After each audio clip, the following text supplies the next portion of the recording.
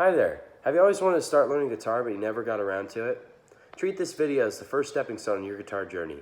I've been playing for 3 years now, and it only took those 1 or 2 lessons to get me going, and now most of what I know is from YouTube and the internet. Today I'll teach you about some setup, how to make different notes, a little bit about tabs to show you your first few chords, and some shortcuts and chord changes. I'm hoping that by watching this video, you'll be confident to start learning and playing guitar. In the next segment, I'll talk about some setup. Okay, so the first thing you'll absolutely need is a guitar.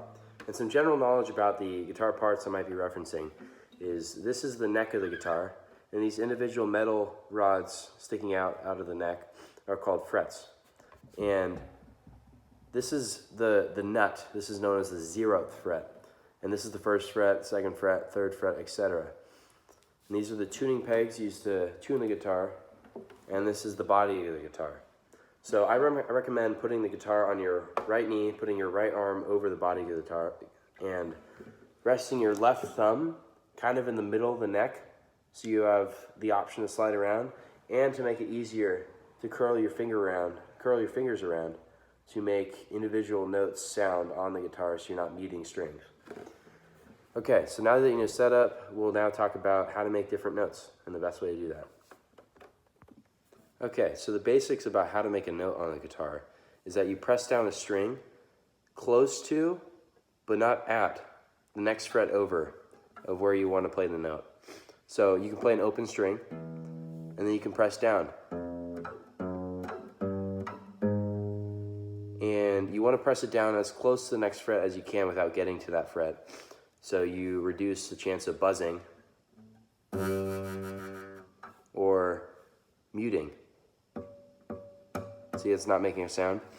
So essentially, when you're pressing down that string, you can make different notes sound on different strings. Okay, in the next segment, I'll show you how to make chords using that knowledge. Chords are a great way to help you learn songs and get started out. I'm going to show you some tabs to help you learn your first few chords. Now, this diagram on the screen is a good example of what a tab is. It shows you where the high E is, and where the low E is, and where to place all your fingers in between. It tells you the string and where to put your finger, and the fret at which it needs to be.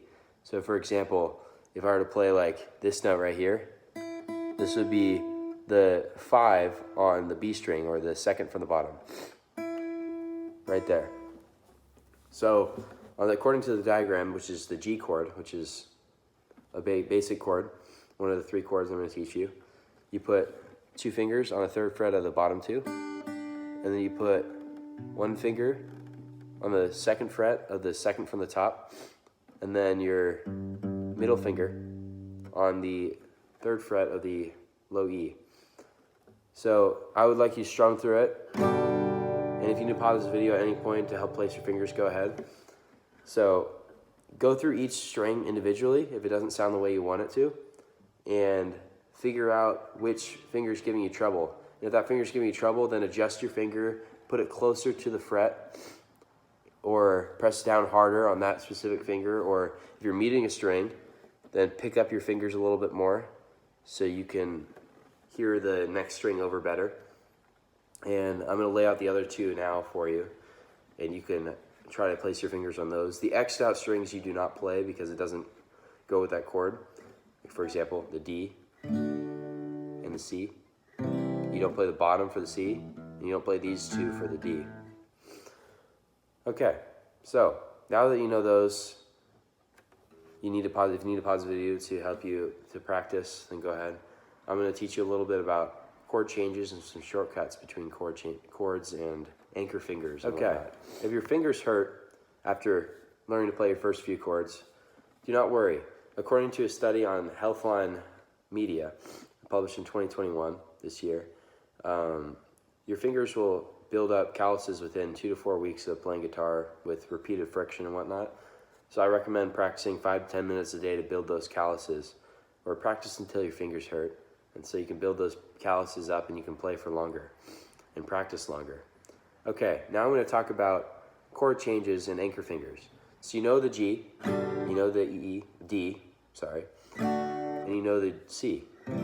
Okay, so now there's a shortcut to get between G and D. And the reason why you want to get between chords quicker is so you can play songs. Like some songs that go like that. So you want to be able to go to each fast. And I don't recommend going fast to start. Just take it slow. So a shortcut to get from G to D easy is keeping your ring finger down on the 3rd fret of the B string, so the 2nd from the bottom. So you play the G, get your fingers in place, keep your middle finger down, and then just put your, keep your ring finger down, sorry, and put your middle finger and pointer finger down, and play it. So that's a quick way to go between them. You just keep one finger down so you have a reference point. And sometimes, unfortunately, there is no easy necessarily way to get to a chord, so you might have to jump. So go from the G to the D, and then pick up all your fingers and go to the C. And then back to the G, which also requires a jump. Some chords do have shortcuts, some don't, and make sure to take advantage of it when you can. So now that you know a little bit about chord changes, I recommend going to ultimateguitar.com is the site that I recommend, and any other site that shows you which chords you need to play for certain songs, and search up the chords on the internet to see how to play them.